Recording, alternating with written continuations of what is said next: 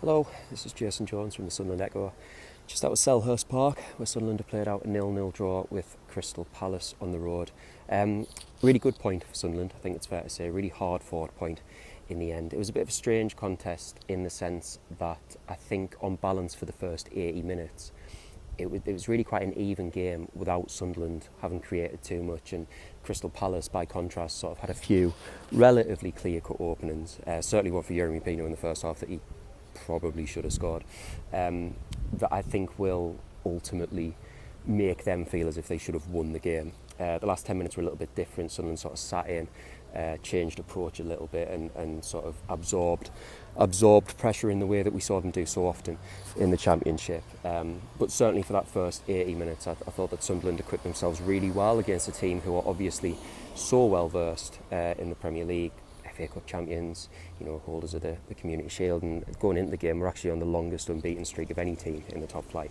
I thought Sunderland matched them for the most part over the vast majority of the game. So some real positives to be taken from this, even if Palace, and certainly Oliver Glasner in his post-match press conference, very much of the opinion that was a game that they probably should have gone and stolen in the end. In terms of other things to point out, Robin Roefs, absolutely phenomenal in that.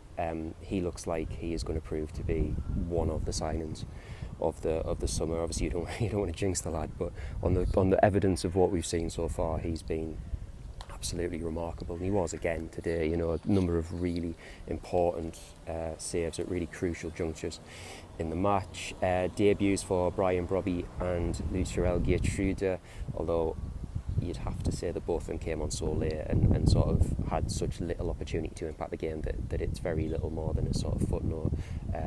Much more to come from them further down the line.